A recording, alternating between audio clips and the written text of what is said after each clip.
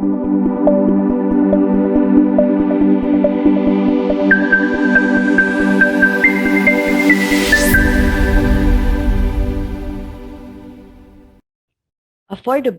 is often the main driver for the use of OER, but it's not the only reason.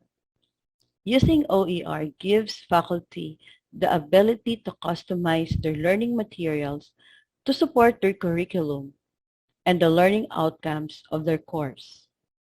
The course materials can be a dynamic with a wide selection of OER available to create engagement, improve understanding, and break down barriers to accessibility. Today's lesson is Understanding Open Educational Resources or OER, and it aims to discuss the nature and characteristics of OER and its benefits to teachers and students. Understand and apply the 5 R's of OER and the Creative Commons licenses. And to learn the tips to create and share OER. Specifically, I will be discussing with you 1. The nature and characteristics of OER. 2. Benefits of OER to teachers and students. 3. The 5 R's of OER. 4. The tips in creating and sharing OER and Creative Commons licenses. What is the nature and characteristics of OER? Open educational resources offer an unprecedented opportunity to develop materials for the developing country. While OER cover teaching, learning, and research content of every level, the OER history lies in the development of learning objects, in particular reusable learning objects, and has been described as Lego blocks, or like Mercano. The reusable learning objects, or RLO, movement seems to have slowed down in large part due to its Lego block, one-size-fits-all industrialist approach, and also RLO do not cater the teachers and learners' individual needs at that point of consumption. It was difficult to adapt the RLO because of the copyright concerns. The key difference between those RLO and the current OER is the legal copyright. Labels attached to OER to permit others to reuse and adapt the materials without needing to get any further copyright permission. This enabled by attaching an open license signifying what rights are guaranteed. Open educational resources or OER are educational resources that are freely available for use by educators and learners without accompanying need to pay royalties or license fees. That's according to Boucher et al. 2011. Teachers are free to use, teachers are free to reuse, to remix, or to share the educational materials that they downloaded or accessed in some other OER websites. Another definition of OER is from Creative Commons organization. Well, open educational resources or OER are teaching, learning, and research materials in any medium that reside in public domain or have been released under an open license that permits their free use and repurposing by others.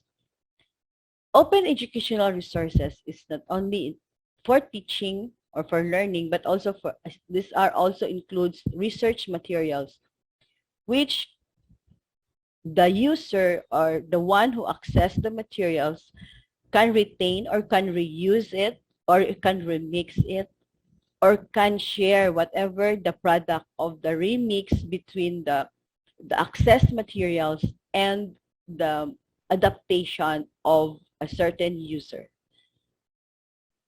The general characteristics of OER, they are often though not exclusively offered in a digital format. Usually in a digital format, but for some, they wanted a hard copy of an analog version of the model that they print it using the 3D printer. OER can be in any type of learning resource used in educational setting. Open educational resources includes full course materials, modules, textbooks, streaming videos, tests, software, and any other tools or techniques used to support teaching and learning. The digital format allows the reuse, sharing, adaptation, and repurposing of the resource for the different educational setting than the original one. Teachers may reuse, share, or modify, or combine, or create a new product as needed in your own classroom. Or teachers can contextualize the context or the format of the materials depending on how you're gonna use it inside your classroom. So upon or after adaptation and remixing the materials or injecting your own methods, your own purpose in producing a new OER, you can actually share them. The difference between an OER and open access. So, how will you tend to talk about open access and open educational resources? We actually access already some of this, but we really don't know that, oh, this is already an OER and this one is open access materials.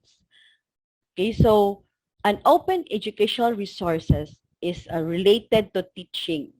Okay, so though it is also that this can also be used in research, but usually if it is open OER, it is related to teaching. Okay, so codified knowledge useful in teaching, learning, and stimulating discourse. Free from public access, customization always permitted.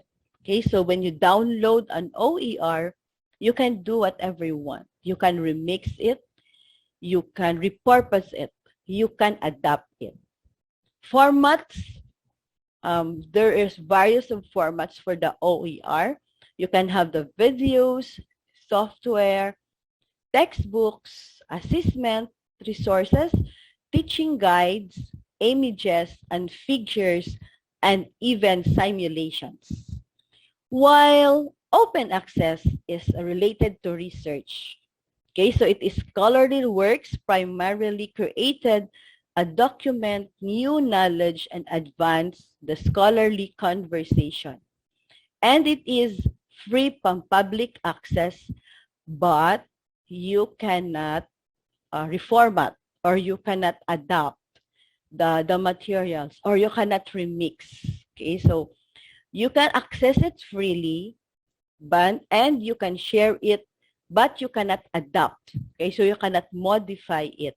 So the format usually are scholarly books and scholarly journal articles. You can access them from the different websites of educational websites, for example, or government organization. The materials are freely available in their websites. In terms of freedom of use, so the difference between open educational resources and open access are there. For open access educational resources, we use the Creative Commons licenses. Okay, so and I have a separate discussion on this. Okay, so for open educational resources, that is usually public domain. So this is the abbreviation. This side is the abbreviation. This is the license name, okay? And these are the icons.